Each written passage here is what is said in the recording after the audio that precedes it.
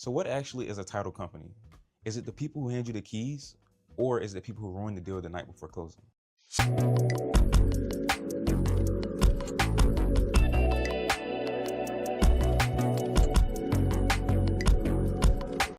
Hey, how's it going, my good people? Today you have KJ here with Assets Real Estate. I have a very special guest with me, Mike Palacios from Fortis Title Escrow. And today we're going to be talking to all things what has to do with title. All right, guys, let's get right into it. So Mike, could you tell me a little bit about your experience as far as being in title and escrow? Yeah, sure. So I've been doing this for 10 years now. It's going on 10 years. Yeah. Worked for another title company for about 7 of the 10 years. Okay. And then started Fortis Title Escrow 3 years ago. Okay. Since you've been doing this Fortis Title and Escrow, like, can you see a change from where you started to now? Oh, for sure. You know, it's funny that you asked that, because when I first started in this business, it was all purchase, sale, refinance. Okay. So that's all we did, right? It's transitioned now into purchase, sale, not many refinances because the interest rates are so high, Yeah. to sub-2, novation, wholesale, flip. And Definitely. it's a totally different beast now than it was then, yeah. Wow, that's kind of crazy that you say that, like, being that now we have so many options of creative financing versus our old, just traditional way of just, like you said, what we're used to. Let's kind of dive right into it. What is like one of the biggest myths that people kind of like think these days when it comes to title and escrow? If you're talking about title companies specifically, a big myth is that we are different than an attorney's office, right? Attorneys are so superior because of, you know, they're an attorney, they went to school for longer and they've got this degree. You know, at the end of the day, they do the exact same thing that we do. Right. Yeah, so there's nothing different that they do that other than us. They call their employees paralegals. Ours are just called processors. They don't get a specific degree to be a paralegal. They do the exact same thing that a processor does. So really the only difference is that an attorney can give legal advice versus a title company cannot, unless they have an attorney on staff, which we do. We have an attorney on staff that we pay for. So if any legal issues do pop up, we can get them to get involved. And they will do everything from give the legal advice to write nasty grams, as we call them, if somebody breaches contract. But if it goes as far as litigation, they would have to retain their own attorney. And that goes, the same thing goes if they're using an attorney's office or not. So they get the best of both worlds with a title company that does have an attorney on staff. They just pay a lot less in settlement fees with us than they do with an attorney. Hey, I mean, that's great. I love that you are pretty much the same level, but able to do it on a different level, if that makes sense. For sure. So that's great. Can you kind of explain to me, what is title insurance? But I want you to kind of explain it to me on like a high school level. High school level is going to be tough. I'm going to dumb it down even a little bit more than that. Let's do it. So title insurance is very simple. Title insurance covers you for anything in the past, right? Okay. So the day that you buy the house, anything 40 years up to, sometimes they'll go back 60 years. Yeah, it goes back since the inception of the property, right? But title insurance will cover you for anything in the past as long as you get it. Now, anything going forward, if it's on you, a title insurance isn't going to cover that. Now, a mechanic's lien or a judgment popped up after you bought the property that was not yours, and you have owner's title insurance, that'll cover you for any mechanic's liens or judgments that pop up afterwards that aren't yours as well. Okay. So for example, let's say I have this coach, right? I've played on many teams with this coach. We have a lot of trust built up in our relationship. He sees that I'm doing real estate now. He wants to sell a property. I say, okay, cool, let's do it. I get him the property, we sell it, boom. So we get him a new buyer. Will title insurance cover the new buyer from anything that he had going on in the past? Yeah, so that's what our job is, right? So you've got the seller, you end up getting a buyer. The buyer comes to, let's say the buyer comes to us, right? We do a title search on the property. We see that there are no liens or judgments. Our job is to make sure that our buyer or the buyer has clear and marketable title, which means nothing on there, right? And so once they see that there's nothing on there, then the lender can start working with the title company, they can start working the numbers, and then they can come into closing. If they do find something on there, there's a couple ways to clear that, right? One is going to be, hopefully there's enough equity in the property to cover any liens or judgments that were on there. Two, hopefully, if there was anything on there, maybe they're erroneous, right? So they don't attach to the property or they weren't his. And that's what we hope for. But most of the time it's something that, you know, is some sort of a delinquent bill, child support, medical bills, stuff like that. And those will attach to the property. And then we have to get to the seller side, and the seller side has to figure out a way to help get those cleared. And what we do as the buyer's title company is sometimes the seller side is not proactive enough. Yeah. We'll kind of jump in and help them out as well with suggestions and ideas of what will work for our underwriter to give them clear and marketable title. So I'm pretty sure that's something that really sets Fortis Title apart from other title companies in this area. Yeah, I think that for us, I learned a long time ago that it's better to be proactive in this business than it is reactive. And so what we like to do is if there is a problem, which nowadays it feels like every single deal we do, there is some sort of issue on the backside of it. Right. But what we like to do is okay, we identify the problem. What's the solution to that problem? Let's not point fingers. Let's not place blame. Let's not just sit there and throw up our hands and be like, man, this is gonna be really tough. Yeah. What do? We get in, we get our hands dirty, and we start the problem, right? That part. And with that, that's helping out the other side. That's giving suggestions where we can. Ultimately, like I said, our job is to give clear and marketable title, and that's what we want to do. Right. And I learned a long time ago, like I said, that is something that will set us apart, because some people like to wait. Yes. I don't. I like to get in and get it going. Let's get it done, right? That's because right. if we do take too long to get this done, it's going to delay closing, and then who's the bad guy? We are. Not only just you, then my client's looking at me and saying, I'm a bad guy. Right, absolutely. Right, and so there's multiple ways that you can get through that. It's from communication, it's working together. That part. Everybody comes together as a team, and that's why it's very important for us to have such awesome agents to work with, Yes. such as yourself, because at the end of the day, we are a team. Right. That's it. And like, we do this together. Not one person does this by themselves. No. And I pride ourselves on being a team and collaborating. I love that, Mike. Yeah. Thank you. So another thing I really want to ask you is, I'm buying a home. Do you feel as if I need title insurance? And if I do not get in title insurance, can somebody come in and steal my home? Yeah, so that one's always fun, because I do see people that don't get it. And in Virginia, it is an optional thing. You don't have to get it, right? And it'll save you some money. At the end of the day, why would you not insure the biggest purchase of your life to cover you for people's mistakes up until the time that you bought it? So what we do is we go off of a chain of title. Okay. So typically, if somebody missed something way back here, it's going to get missed up here, or if it gets discovered up here, how do we go back and fix this, right? Okay. And if you don't get an owner's title policy, you're not going to be covered for this back here. And the problem is, typically you get a lien or a judgment on a property, like that's an easy fix, right? Okay. But if somebody puts a lien or a judgment on a property for $500, $1,000, 15 years ago, that lien or judgment turns into like a $10,000 lien or judgment, because you get compound interest on it. So every single year, that's just multiplying, right? And so it's not the $1,000 that you have to worry about, it's all the juice that they added to. What I see a lot of times is that investors will try and cut costs because they know that it doesn't have any issues on it or anything like that. And I would say probably as many as 4, 5, sometimes 6 out of 10 times something comes back to where they wish they would have gotten owner's title insurance, and you can't get it after after you find out that there's an issue, right? And so it's like getting into a car wreck and not having insurance on your car, right? Like, you can't add insurance after you got into the wreck and be like, hey, I need you to help me out, right? It doesn't work like that. And so, title is very much the same. If you're buying in cash, you get a cheaper rate. If you're buying in with a loan, you get a simultaneous issue rate. The lender is always going to get a lender's title policy to cover them, right? Why would the owner ever say, man, this is a good idea that I shouldn't get owner's title insurance, if the lender gets it every single time? Right. It just, for me, and obviously I am in the business of selling owner's title insurance. That's where we make our money. But like, for me, I've just seen it, so many things happen where you've got careless people that are working on the other end, that are going off of a chain, and they miss things. At the end of the day, people are humans, right? People are going to make mistakes. Of course we are. And so that's what the insurance protects against, is mistakes. And then, can somebody come take your house?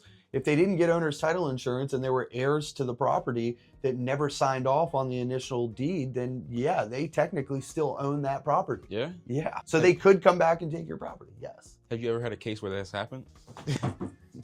not yet. Hey, right? let's keep it that way, right? That's what I hope for, yes. Yes. And I love that you kind of compared that to the whole car thing. Just like you said, you don't wait until after you get in an accident to get the insurance. Right. No, you go ahead and get it when you get the car, so that way if something does happen, we're covered. Right. So I love that. Also, I want to ask you the question, what is the craziest way you've seen like a deal nearly fall apart, and were you able to save it? Craziest deal. I mean, there's so many that pop up. You know, I think I take probably back to my earlier years in title. There was a deal that I did with a guy, and it was a Suffolk property, and there were a ton of heirs.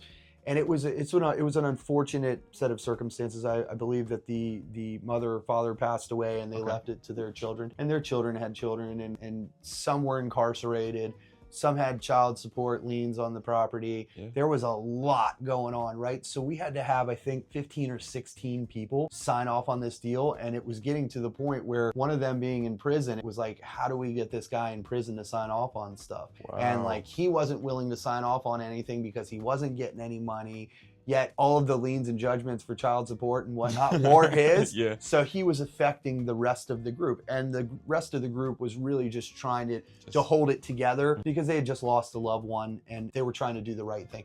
I think at the end of the day, they were all making about $800, maybe $1,000. It was very sad. I had to go do the closing with them, and one ended up getting power of attorney for the person that was incarcerated. But I mean, I had 15, 16 people in one room, all signing these documents, and it was just wild. And so that's one of the biggest tentacles ones that I've ever had. You know, we see many times where there's ones that have tentacles, but like I think that was the most. We've got another one right now that is for about, I think the sales price is $30,000, something very small, and there's 11 heirs on it, and they're all going to end up with about $600 a piece. And it's for me, it's typically the ones that are about $100,000 or less that have the most issues. And I can't say why, but it's probably just because of type of property it is, where it is, if it's, you know, getting ready to go to foreclosure or pre-foreclosure, something like that. And it's just, there's a lot of work that goes into getting this done, and it's tough. It's time consuming, and I feel like we run into a lot of those now, with especially working with the investors and how they're finding these properties. So I noticed that you said something about the type of property, location of the property. Is that really a major factor when it comes down to getting that title insurance? Oh yeah. So there's certain cities that were like the wild west. Yeah. Norfolk is probably my least favorite city. Really? Yeah, just because like people used to sell property on a piece of or on a piece of paper, right? Yeah. And so a lot of Norfolk is illegal subdivisions. And so what we'll find if you don't get a survey is that your property may not actually be on the property that you're buying. And I'll tell you that we did one. They waived their survey, so they did not get a survey. It's a buyer beware state, and they went to go rehab the place, and they're trying to get permits, and they couldn't get permits because the house is actually not on its piece of property. It's on the neighbor's property. Wow. And every single house in the subdivision is on the neighbor's property. Right. And the city knows about it. They just won't do anything about it. And so the only way that can be fixed is the city would have to re-subdivide the property. The problem is that if there's any loans on any of these, it affects all of the note holders and the lenders, right? Because the lenders are giving them a loan based on a GPIN property address, and that's going off of where the house physically sits, right? Well, if the house doesn't physically sit on the piece of land that you thought you were buying or insuring, then what do you have, right? And so another reason to get owner's title insurance, because you could file a claim with the insurance company on something like this. So based off just the small little negative information that you just given me, get the title insurance. Always get the title insurance, right? In Virginia, it's an enhanced policy right off the bat. You can get a standard policy. Standard is 100%, enhanced is 150%. Okay. And so it makes sense to get the enhanced policy. You're getting a simultaneous issue rate when you get the lenders and the owners. And then if you're buying in cash, you're getting a discounted rate on that as well. So it just doesn't make sense, in my opinion, to forego it for the couple $1,000s that it is for what you could potentially have to deal with in the future, right? Because if you go to sell the property, if there's a lien or judgment on it, you're selling it, you've got to clear that lien or judgment before you could sell it to the next person. Just get the title insurance. Just get the title insurance. That's it. So now I have a kind of a question to kind of break the ice a little bit for you. Okay. What would you say breaks a deal worse? A bad title company, or let's say a bad lender? Okay. It's tough. Be honest with me. I don't want you to sugarcoat. I don't want you to hold back. Give it straight to me. It's hard to pinpoint just one, right? Okay. Like an agent could be bad in the fact that they don't communicate with us. They gave us false information. You know, at the end of the day, attorney's office and title companies, what we do is we go off of it. We take orders. and our orders come in the form of a contract. And Okay. that ratified contract tells us exactly what to do. We should have no feelings toward anything in the deal except for what we have to do. And so agent can mess it up by misrepresentation, putting the wrong information in the contract, right? Definitely. And then not being held accountable for what they needed to do in the first place when we need to correct that. Maybe it is the lender. The lender could be is tough, because if we're handling a buyer side, then we're doing a lot of conversation with the lender, and we're hoping that they communicate with us effectively, so that we're getting everything that we need from them in a clear amount of time, a set amount of time, right? And if we don't, then that could delay closing, right? We can't close without their, so if they mess up and they're not sending us the funds at the time that we need it, that could delay closing. There's so many things that a lender could do that could mess it up. We're very fortunate that we work with a lot of good local lenders that do know what they're doing, and we don't have that issue. We have a very close relationship with a lot of the lenders, and it's great, because if I ever need anything, I can personally pick up the phone and I can call them, or I can call their boss and say, hey, look, I really need this help. With it on a national level, it's tough to do that because I don't have a point of contact to reach out to directly as I do with like a local person. Title companies, I would say, or attorneys' offices, I would say that sometimes attorneys' offices get involved and they are doing their client a disservice by doing certain things, and they could put a wrench in the deal, right? Because they're putting their feelings and opinions into this when it doesn't need to be input into it, because we go off of a contract, right?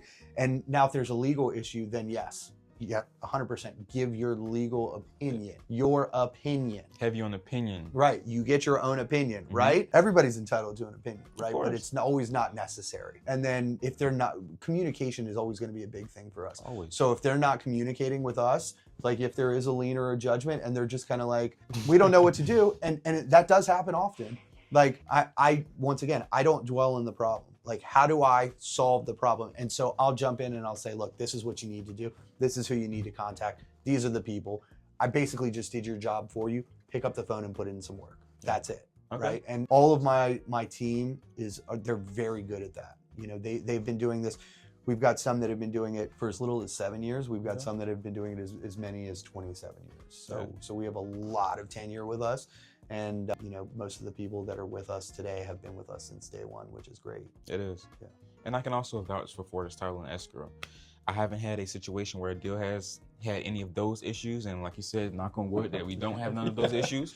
They're going to come up. There will be issues in title, 1,000%. We are not perfect. We will make mistakes. I'm guaranteeing you that. It's just what we do and how we fix our mistake, right? And owning up to it. Like, if we make a mistake, I'm not going to place the blame on the lender. I'm not going to place the blame on you. Yes. I'm going to take accountability where accountability is due. That's and I'm going to say, this is where we messed up. This is what we're doing to fix it. And that's what sets us apart from everybody else, because a lot of other people like to point the finger. That's not me. Like, let's just take accountability for it. At the end of the day, the buyer and the seller are not going to remember us. No. They're going to remember you. They may remember the lender. My job is to make you look good, right? And so if you're looking good because of the work that I'm doing, you're going to continue to refer people to me, right? And that's what we want to do. That's the name of the business. We do everything based off of referrals, right? We do. And pay attention to the part that he said, accountability. Accountability, I feel like, is very important in this business. 1,000%. 1,000. Because I could go and sell everybody in town until I'm blue in the face, right? We've got the best processors. We've got the best system. We've got all these things. But if I'm bringing people in and they're sending deals and we're messing up every single deal, and I just say, well, this one messed up because your agent didn't get me what they needed to get me. This one messed up because the lender didn't get me what they needed to get me. This one messed up because the seller side didn't do this. Like, I'm just passing the buck, right? And you're gonna get over that and you're gonna end up leaving me. Versus me saying, you know what, we messed up here. This is what I'm gonna do to fix it. And you're gonna be like, look, I can appreciate that, hopefully. 1,000% I can. Yeah. Accountability again.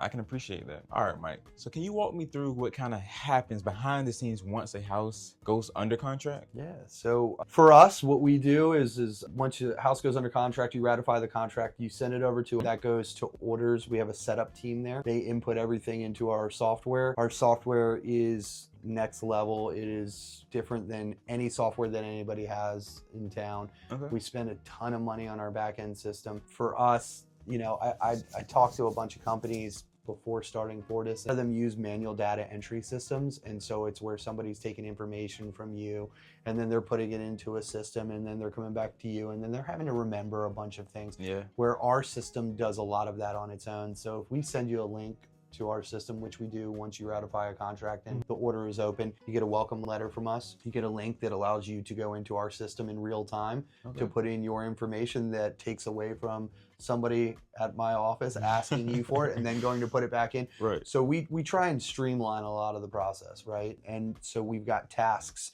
in our system and we can't move on from one task until we finish the one before it. That's good. And so that way nothing gets missed. If That's you right. follow all the tasks that we have set up. Lydia at my office is a title genius. She's a VP of my company, and my operations manager, Crystal, is amazing as well. Like, that's what they do. They work on our system to make sure that it is perfect. And if all of the processors, post-closers, funders, if everybody follows what they're supposed to, it's gonna go without a hitch, right? And communication is gonna be at a top. You know, in our system, once we open the order and you get the link, then your clients and yourself can see where we're at in real time with the file at any given time. All they have to do is log into the system. That's it. That's it. And then they can talk to their processor directly there. There's a direct messenger box on there, so they can talk to them there. They got direct access to their phone, their work phone, which they can text as well, and then they can call. So there should never be a time where they can't get a hold of their processor because we make it super easy for you. And that's one of the things that I heard a lot of people had issues with is like, I don't know who's working on my file. I've got seller sides going with one person. I've got buyer sides going with another. We just keep you with one person. You always know who your point of contact is. And then you've got me, and then you've got others that you can reach out to if you're not talking to your processor. But once we get the order open, once we start working, we order title immediately. We don't wait. Once title comes back, we get with the lender and we start working with them so we can start working on the numbers, right? And then title binder goes over to the seller side. They review everything that they need to make sure that our buyer has clear and marketable title. Once we finalize the closing numbers with the lender, we set up closing. And we can do it at our office. We can do it anywhere. Anytime. Anytime. So if I need you to close at 11 o'clock tonight. Got it. Hey, part of the reason why I will work with Fortis Title and Escrow. So another thing I want to ask you, I know how you just gave me a list of things of what makes you all different from other companies here in this area. Put in that in your amazing systems and people, what else really sets you all apart from other companies here? I think that the girls that work on the files actually really care about what they're doing. You know, this is a very thankless job, unfortunately. These girls work very, very hard day in and day out to make sure that the agents get paid, the deal closes, and then everybody is doing what they're supposed to be doing. And sometimes, most of the time, they're not thanked for that. They are yelled at, they're treated less than, they're talked to less than. You know, there's just so many people that we deal with. And so I think for them really caring and really pouring their heart and soul into this, we have a company thing that I talk about a lot. It's called the extra shrimp. Okay. And extra shrimp means that there was a story that I heard one time when you go to this person was going to the seafood counter, and they would get a pound of shrimp. And what the guy would do that was behind the counter is he would put a pound of shrimp on there, he would weigh it out, and then after it was weighed, he'd grab one shrimp and he'd add it to the bag. Okay. He was kind of stealing, not kind of, he was, but the owner saw him and caught him and saw how happy it was making the clients that they would get this free shrimp.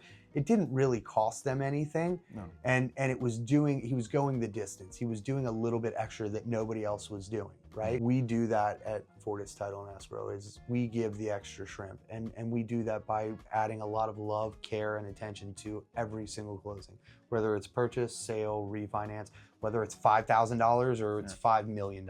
Like, they are all the same to us. Everybody is very important to us. And that's why we send out surveys.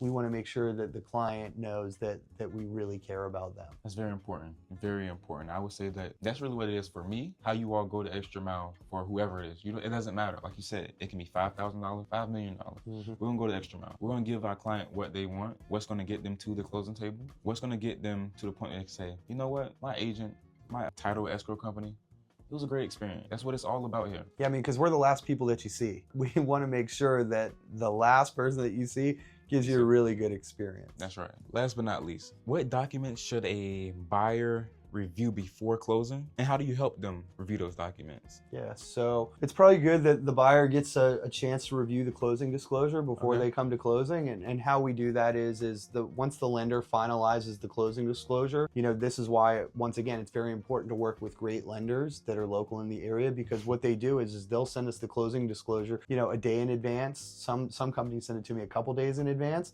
and that way we can get it to the buyers so they can review what they're borrowing, what interest rate, you know, how much their monthly payment is. And if there's any questions or discrepancies about it, they can bring it up before it comes to the closing table, right? Yeah. So that we're not sitting at the closing table going, oh man, how did I not know about this, right? Like, it's there. And we send that out to them before they come to us, right? And it sometimes it could be a day or two, sometimes it could be an hour, sometimes it could be a minute. It's just when we get it, we send it out to them, and we hope that they get a chance to review that. If they don't have a chance to review it, then I'm typically the one in there going over the documents with them, and I go over that with them very thoroughly so that when they leave, there's no question. That's right. Thank you, Mike, for that. Man, appreciate it. Thank you for that. So that wraps up this video. I want to say thank you to Mike for coming out. Thanks for having me. Thank you for all your expertise and dropping those nuggets on us today. I really appreciate it. Yeah. Everything title, from processes, how you make our life easier, how you help me to get paid, you know, I appreciate it all.